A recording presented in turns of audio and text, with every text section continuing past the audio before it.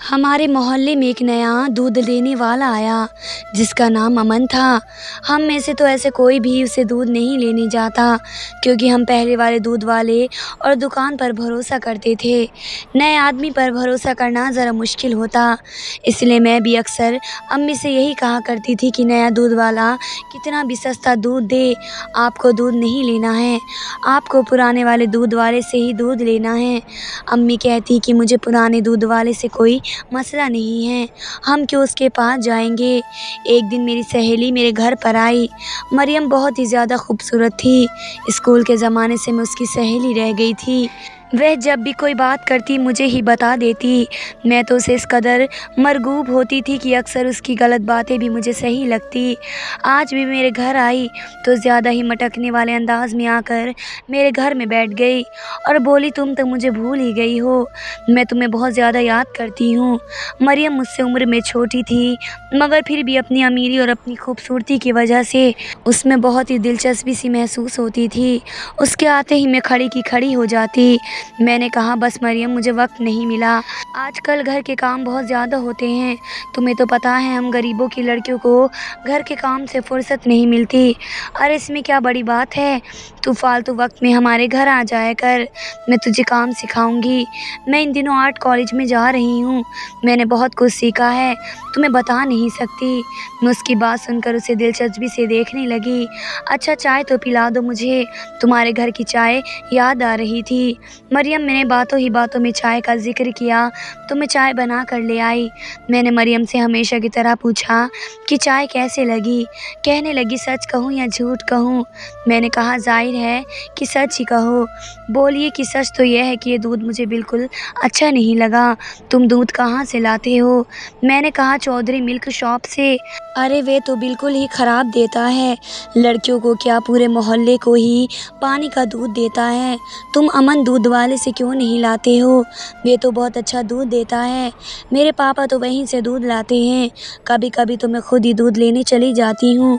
अच्छा फिर तो वे बहुत महंगा दूध वाला होगा जहाँ से तुम लोग दूध लेते हो। अरे नहीं, उसकी तो सारी कीमतें बहुत अच्छी हैं, अगर तुम उसके पास जाओगी तो तुम्हें अंदाज़ा होगा कि वे कितना अच्छा और साफ़ सुथरा दूध देता है। इस बात की बिल्कुल फ़िक्र मत करो। मैं उसकी बात सुनकर बहुत ज़्यादा बेसब्री हो गई और उसके जाने के बाद मैंने भी अम्मी से यही कहा कि मरियम के घर तो दूध अमन दूध वाले के यहाँ से आता है, हमें भी वहीं से लेना चाहिए। अम्मी को भी मरियम की बात पर ज़्यादा यकीन था। यूँ ही हम दोनों मान गए कि आइंदा अमन दूध वाले से ही दूध लेंगे। लेकिन मैं ये नहीं जानती थी कि अमन दूध वाले के पीछे कहानी कितनी बड़ी हो चुकी होगी। और अगले दिन ही मैं अपने काम से फारिग होकर चली गई। अम्मा दरअसल सो रही थी, शाम की चाय का वक्त हो रहा था। मैं घर से निकली और गली में पहुंची तो देखा कि बाकी सारी दुकानें तो बंद थी, लेकिन एक अमन दूध वाले की दुकान ही खुली हुई थी। उसे खुला हुआ देखकर मुझे बहुत ज़्यादा हैरत भी हुई थी। लेकिन जब मैं दुकान के अंदर गई तो अमन दूध वाले पर नज़र पड़ते ही मैं खामोश हो गई, क्योंकि वह तो बहुत ही सादा सा आदमी लग रहा था। उसकी उम्र 40 से 50 साल लग रही थी। चेहरा दाढ़ी में डूबा हुआ था, आंखें ग्रे कलर की। उसे देखकर मुझे बहुत अजीब सा लगा। फिर मैंने उससे दूध मांगा, उसने मुझे फ़ौरन ही दूध डाल कर दे दिया और साथ ही मुझसे कहा कि आज आप पहली बार यहाँ पर आई हो तो मैं आधा किलो दूध वैसे भी आपको दे देता हूँ, इससे पैसे नहीं लूँगा। मुझे उस पर बहुत ज़्यादा हैरत हुई कि दूध वाले तो ज़्यादा गरीब होते हैं, वे कभी भी 1 रुपया माफ़ नहीं करते, लेकिन ये तो ऐसे थे कि मुझे आधा किलो दूध फ्री का दे रहा था। खैर मैंने उनसे ले लिया और मैं घर पर आ गई। आते ही अम्मी मुझे एक अजीब सी बात के लिए कहने लगी कि मरियम की माँ यहाँ पर आई थी, कह रही थी कि मुझे तुमसे कोई ज़रूरी बात करनी है। मैंने कहा कि मरियम की अम्मी को मुझसे क्या काम पड़ गया है, वैसे तो मुझसे ज़्यादा बात नहीं करती हैं। कहने लगी, पता नहीं वे तुमसे मुलाकात करने के लिए आई थी, हो सके तो तुम कल उनके घर चली जाना। मैंने भी यही सोचा था कि घर जाना ज़्यादा अच्छा रहेगा। मेरी एक दोस्त थी, बहुत टाइम मेरे काम भी आई थी। मैंने सोचा सोचा कि मैं जाकर उससे अम्मी का हाल पूछ लूँ। अगले दिन ही मैं मरियम के घर जाकर पहुँच गई। घर में एक अजीब सी शांति थी और मरियम की अम्मी मुझसे मिली, लेकिन उनकी आंखों में अजीब सी परेशानी थी, जिसे देखकर लगता था कि वे कोई बात मुझसे कहना चाहती हैं और बात भी बहुत ज़रूरी है। मैंने कहा कि आप परेशान क्यों हैं आंटी, मुझे बताओ क्या बात है। उन्होंने ठंडी आह भरी और कहने लगी, मैं तुम्हें क्या बताऊं, मेरी परेशानी की कोई हद नहीं है। अभी तो तुम्हें सारी हकीकत नहीं बता सकती, लेकिन जब तुम मरियम से मिलोगी तुम्हें मेरी परेशानी का अंदाज़ा हो जाएगा। आंटी आप ऐसे पहेलियाँ मत बुझाएं, बता दें अगर कोई परेशानी वाली बात है तो आप मुझे साफ साफ बता दीजिए। मैं आपकी मदद करने के लिए तैयार हूँ, लेकिन मुझे तुम्हारी मदद चाहिए। मैं जानती हूँ कि तुमने मेडिकल की तालीम हासिल कर रखी है, वह तो इस इलाके की बदकिस्मती है कि तुम जैसी होनहार लड़की नौकरी के लिए फिर रही हो। अगर तुम यहाँ पर नौकरी पर लग जाती हो तो हम जैसों का भला हो जाता। मैं बस कुछ दिनों से परेशान थी कि कुछ दिनों से मरियम की तबीयत ख़राब है। कल रात उसने खाना भी नहीं खाया, कहती है कि खाने को देखकर ही उल्टी आती है। पहले तो इमली वाला चाट बहुत शौक़ से खा लेती थी, लेकिन अब तो मैं चाट भी बना दूँ या मीठी खट्टी चीज़ बना देती हूँ तो कुछ भी नहीं खाती। पहले से बहुत पतली हो गई है। मैं उसके लिए बहुत ज़्यादा परेशान हूँ। उसे कोई परेशानी तो नहीं है। कल तुम्हारे पास गई थी, अब तो वह महक और आमना से भी नहीं मिल रही है। यकीनन इसके पीछे कोई ना कोई वजह होगी।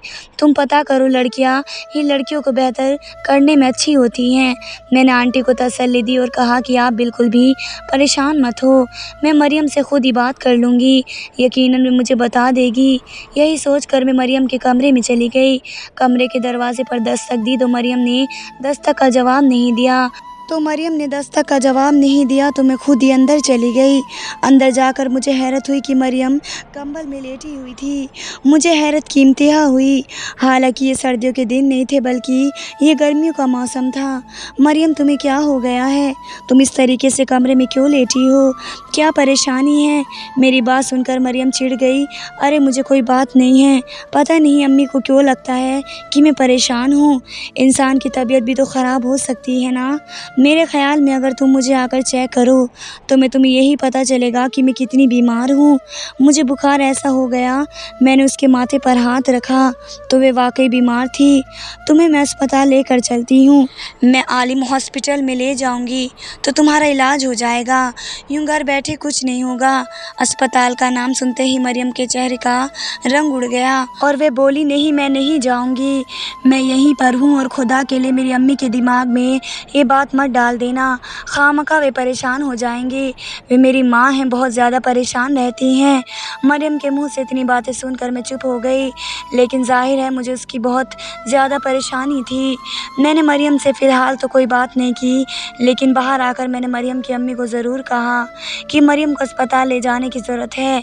बेटी अस्पताल जाने के लिए वे मना कर रही है। कल उसके पापा ने भी कहा था कि तुम अस्पताल लेकर चलते हैं, लेकिन वो उनकी बात भी नहीं सुन रही है।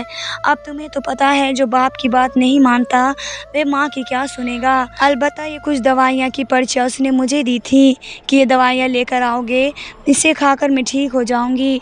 तुम्हें तो पता है कि आजकल के बच्चे हमसे ज़्यादा तेज़ हैं, उसे बेहतर पता होगा कि उसे क्या खाना है। तुम उसे ये दवा ला कर दे दो। आंटी के हाथ से मैंने दवाइयों वाली पर्ची लेकर वापस घर आ गई। मैंने मरियम की अम्मी से पैसे मांगना मुनासिब नहीं समझा, क्योंकि अमीर लोग हैं, दे ही देंगे, बाद में क्यों अपनी बात ख़राब करो। और मैं पर्ची लेकर मेडिकल स्टोर पर पहुंच गई। मेडिकल स्टोर वाला मुझे घूर कर देखा और बोला, मैडम आप ये दवाइयाँ क्यों दे रही हैं? मैं आपको भी जानता हूँ और आपके घर वालों को भी। आपके घर में किसी को भी इन दवाइयों की ज़रूरत नहीं हो सकती। क्या मतलब? ये बुखार की दवाइयाँ हैं। आप तो पढ़ी लिखी हैं, यकीन ना आए तो ख़ुद पढ़ कर देख लो कि ये दवाइयाँ किस चीज़ की हैं। मैंने जैसे ही ये पर्ची खोली और दवाइयों के नामों पर मेरी नज़र पड़ी तो मेरी भी हैरत की इंतहा नहीं रही थी। मैं तो हकीकत में कभी भी मरियम के बारे में उल्टा सोच भी नहीं सकती थी, लेकिन इन दवाइयों के नेम देखकर मैं समझ गई कि मरियम ने मुझे स्टोर पर क्यों भेजा है।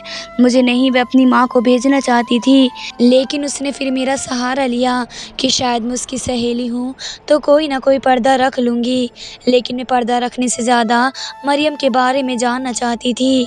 मैं फ़ौरन से मरियम की माँ के पास गई। मैंने देखा आंटी अभी भी परेशान परेशान थी, लेकिन उस वक्त उनके पति उनके पास बैठे हुए थे। मैंने उनसे दवाइयों वाली बात नहीं करी। मैंने उनसे सलाम दुआ करी और कहा, मुझे आपसे बात करनी है। मैं मरियम के कमरे के बाहर थी और सोच रही थी कि कहीं मरियम मेरी बात सुनकर परेशान न हो जाए और मुझ पर ही शक न करने लगे। इससे पहले कि ये बात मरियम तक पहुंचती, मैं उसकी माँ से पूछना चाहती थी कि ये दवाइयाँ वाकई में मरियम ने उनको लिख कर दी है या फिर तीसरे शख्स ने, वो जो मरियम से हमदर्दी रखता हो लेकिन उसे दवाइयों के बारे में इल्म ना हो। मैंने पहले मरियम की अम्मा को बुलाकर ये बात पूछी तो कहने लगी, नहीं बेटी, ये दवाइयाँ मरियम ने ही मुझे फ़ोन पर लिख कर दी थी। कोई उसे बता रहा था, वे लिख रही थी। मरियम ने सख्ती से कहा है कि ये दवाइयाँ पापा से नहीं मंगानी है और फिर तुमसे ही मंगानी है। इसी वजह से मैं तुम्हारे पास आई थी। तुम्हें तो पता है ना, बच्चे के मामलात बहुत ज़्यादा नाजुक होते हैं। मरियम की अम्मी को देखकर मुझे बहुत ज़्यादा फिक्र हो रही थी। मैंने सोचा कि उसकी अम्मी को हकीकत बता दूं, वे बहुत ज़्यादा परेशान हो जाएंगी। मैंने उनसे कहा कि आपको पता है कि मरियम को क्या बीमारी है? उसे कोई बीमारी नहीं है, आपको मरियम को अस्पताल ले जाना चाहिए। तभी मरियम ने जाते हुए कहा, तुम्हें जिस चीज़ के लिए कहा है तुम बस वही करो। तुमसे दवाइयाँ मंगाई थी, दवाइयाँ लाने की बजाय तुम यहाँ पर भाषण देने के लिए आ गई हो। लगता है तुम किसी की मदद नहीं कर सकती हो, सिर्फ बड़ी बड़ी बातें ही बक सकती हो। उसकी बातें सुनकर मुझे भी थोड़ा बहुत गुस्सा आ गया। मैंने कहा, जो दवाई तुमने मंगाई थी, पता है दुकान वाला ये बोल रहा था कि तुम्हें इन दवाई की कहाँ से ज़रूरत पड़ गई है। अब मैं तुमसे पूछती हूँ कि तुम्हें ज़रूरत क्यों पड़ गई है? क्या तुम्हें ये दवाई अपने लिए ज़रूरत है या किसी और के लिए तुमने दवाइयाँ मंगाई हैं? मरियम की बात सुनकर मैं बहुत ज़्यादा गुस्से में आ गई और कहा कि तुम्हारे पेट में किसका बच्चा पल रहा है? मेरी बात सुनकर मरियम की अम्मी ने बड़ी सी कुर्सी पकड़ ली, क्योंकि वे बहुत ज़्यादा लड़खड़ाने लगी थी। और आंटी, आप जानती हैं, मुझे उस बच्चे को मारने के लिए दवा मंगा रही थी।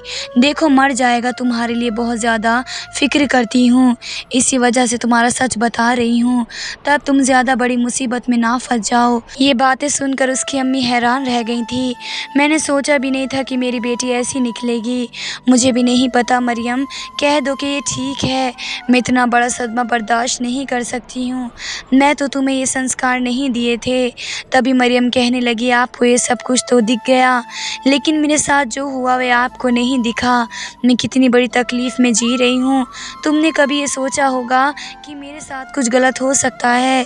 तभी मरियम की अम्मी ने कहा, ये सब कुछ इंसान की मर्ज़ी से होता है। तुमने अगर हमें पहले ही बता दिया होता तो हम पहले ही सोच लेते। अगर तुम्हारे साथ ये मसला था तो तुम्हें पहले ही पता हो कि क्या हो रहा है। तुम कोई छोटी बच्ची तो नहीं हो। सच सच बता दो मरियम, इस गुनाह में तुम्हारे साथ कौन है? आंटी ने ये बात बोली तो मरियम ने कहा, आपको यही लगता है कि सब कुछ मैंने किया? खुदा के लिए आप मेरे बारे में ऐसा ना सोचे। क्यों ना सोचे कि तुम देख तो रही हो ना, आज तो तुम्हारी एक ही सहेली को पता चला है, कल दूसरी को पता चल जाएगा। करते करते बात पूरे गांव में जाएगी। ये बात सिर्फ हम तीन के बीच में है, कौन बताएगा गांव वालों को जाकर? अगर हम चाहें तो इस बात को छुपा सकते हैं। आप मुझे थोड़ा सा टाइम दीजिए, मैं उसके बाद ये भी बता दूंगी कि मेरे गुनाह में कौन शामिल है। उसका जवाब भी मैं आपको दे दूंगी। और एक और बात बताती हूँ कि जो बीमारी मुझे है वही बीमारी मेरी दो सहेलियों को और हो गई है। आमना और महक भी पेट से हैं। या अल्लाह, मैं क्या सुन रही हूँ? मेरे लिए दोज़ख में मरने का मकाम है। या तो तुम लड़कियों में जाकर बिगड़ गई हो या फिर वे तुम्हारी सीरत में आकर बिगड़ गई हैं। मैं तुम्हारे पापा से बात करूँगी, उनको ये बात बताऊँगी। मैं अपने पति से कुछ नहीं छुपा सकती हूँ। भले तू मेरी औलाद है लेकिन वह मेरा पति है। मैंने उससे आज तक कोई चीज़ नहीं छुपाई। अम्मी, आप मेरी एक बात ज़रूर सुन लो। उसके बाद भी आप मेरी बात पर यकीन नहीं आया तो पापा को नहीं, बेशक गाँव वालों को बता दीजिए। आपको पता है, अगर अब्बा को ये बात पता चल गई तो वो उसके बाद अब क्या करेंगे? गाँव का कोई सा लड़का पकड़ कर मेरी शादी करा देंगे। लेकिन अगर आप मुझे ये दवाइयाँ ला कर दे दें तो मेरी ज़िंदगी बच सकती है। ज़िंदगी तो बच जाएगी, लेकिन ये बताओ, इसके बाद तुम्हारे से शादी कौन करेगा? और बाकी की बातें क्यों पूछ रही हो? जब मैं आपको हकीकत बता रही हूँ तो आप खुद शर्मिंदा हो जाएंगी। ये सब मेरा कसूर नहीं है बल्कि दूध वाले का है। दूध वाले का? अरे अपनी कब्र में क्यों आग लगा रही हो? वह तो बहुत ही बेचारा सीधा साधा इंसान है, तुम उस पर इल्ज़ाम लगा रही हो। तुम्हें शर्म नहीं आ रही? सच सच बता दो तुमने शहर जाकर क्या गुल खिलाया है, वरना मैं तुम्हारी ज़बान निकाल दूंगी। तुम दोबारा कॉलेज नहीं जाओगी। मैंने देखा कि आंटी बहुत ज़्यादा गुस्से में थी, तब मैंने जो बात करी उसने ना सिर्फ मरियम की उम्मीद थी बल्कि मेरे भी होश उड़ा दिए। दूध वाले का दूध पीकर ही हमारे साथ ये सब कुछ हुआ है। आप उसका दूध जाकर लैब में चेक करा लीजिए, उसमें ज़रूर कोई ऐसी चीज़ है जिससे हम तीनों सहेलियों के साथ ये मामला हुआ है। हमने जाकर अपना चेकअप करवाया। अगर मैं गलत हूँ तो मेरी जो बाकी 2 सहेलियाँ जो गांव में रहती हैं, वे तो शहर नहीं गई हैं ना, तो उनके साथ ऐसा क्यों हुआ? आपको ये बात समझ क्यों नहीं आ रही? मरियम की अम्मी सुनकर हैरत में पड़ गई। उनको भी एक ही ख्याल आ रहा था और मुझे भी। अमन दूध वाला तो बिल्कुल भी ऐसा आदमी नहीं लगता था। मरियम ने कहा, अगर आपको मेरी बात पर यकीन नहीं आता है तो भी बाकी 2 सहेली से पूछ लीजिए। मैं अगले दिन ही मरियम की सहेलियों के घर पहुंच गई। जब मैं उनके घर पहुंच गई तो मुझे पता चला कि वह भी वाकई बीमार हैं। आमना की अम्मी कह रही थी कि वह तो वाकई 2 दिन से अपने कमरे से बाहर नहीं निकली है। मैंने आमना की अम्मी से पूछा कि आपको अपनी बेटी की बीमारी के बारे में कुछ मालूम है? कहने लगी, मुझे तो उसके बारे में कुछ नहीं पता, बस मैं इतना जानती हूँ कि 3 दिन से उसने खाना नहीं खाया। अल्लाह मेरी बेटी को सलामत रखे, लेकिन तुम देख लेना मेरी बेटी को कोई ना कोई बीमारी लगी हुई है। आज तुम आ गई हो तो मरियम की खबर भी दे दो। बार बार उसका पूछ रही थी कि उसकी तरफ से कोई आया नहीं है। मैंने कहा कि मैं आपकी बेटी को लेने आई हूँ, दरअसल मरियम उससे मिलना चाहती है। आमना की माँ ने ज़रा भी एतराज़ नहीं किया और मेरे साथ भेज दिया। मैं आमना को लेकर मरियम के घर पर आ गई। अब तीनों दोस्त इकट्ठी हो गई थी। अब ये तीनों लड़कियां मरियम की अम्मी के आगे मुजरिम की तरह बैठी हुई थी। लड़कियों, बिल्कुल सच बताओ, मैं ये क्या सुन रही हूँ? मरियम की अम्मी ने उन तीनों को डांट कर पूछा तो मरियम रोने लगी कि आपको यकीन नहीं आ रहा तो मेरी सहेलियों से पूछ लो। ये भी अमन दूध वाले से अक्सर दूध लेकर आती थी, उस दिन से ही बीमार हुई हैं। उससे पहले उन्होंने अमन दूध वाले का दूध पिया था। अब तो पूरा यकीन है कि उसके दूध में कोई ऐसी चीज़ है जिसे पीकर हम सब को ये सब कुछ हो रहा है। ये बात सुनकर मरियम की अम्मी, जो बिल्कुल अनपढ़ जाहिल थी, वे भी मान गई। हो सकता है कि मेरी बेटी का कसूर ना हो। चलो, ये सारा कुछ मरियम करेगी, वह तुम सबकी मदद कर देगी, लेकिन खुदा के लिए अगर इस सब में मेरा नाम नहीं आना चाहिए। मरियम इस तरह घबराई हुई थी और साथ ही साथ इस बात को कह रही थी कि अगर किसी को पता चल गया तो उनकी इज्जत भी मिट्टी में मिल जाएगी और बेटी का रिश्ता भी कहीं पर नहीं होगा। इस वजह से मरियम ने अपनी परेशानी का जिक्र किसी से नहीं किया। अब वह अपनी बेटी को मासूम समझ रही थी और वह बिल्कुल भी उनकी नज़र में कसूरवार नहीं थी। उन्होंने उसको बुलाया और उससे बड़े तरीके से बच्चों को ज़या ख़त्म करने वाली दवाइयाँ मंगवाई और अपनी बेटी को दे दी। और फिर कहने लगी, बेटा तुम जाकर अपनी सहेलियों को भी दे देना, लेकिन उस दूध वाले को नहीं छोड़ूंगी जिसने मेरी बेटी की इज़्ज़त पर हाथ डाला है। मैं उससे बदला ज़रूर लेकर रहूँगी। मैं देख रही थी कि मरियम की अम्मी काफ़ी ज़्यादा गुस्से में मालूम हो रही थी। उनकी परेशानी भी देखने वाली थी। साथ ही साथ उन्हें अमन दूध वाले पर भी बहुत ज़्यादा गुस्सा आ रहा था। वह मुझसे कहने लगी कि तुम उसकी दुकान पर जाना, दूध का पैकेट लाना और जाकर उसे लैब में टेस्ट कराना। जब मुझे हकीकत पता चलेगी तो मैं उसकी दुकान यहाँ से ख़त्म करा दूँगी। उसकी हिम्मत कैसे हुई हमारी बच्चियों के साथ ऐसा करने की।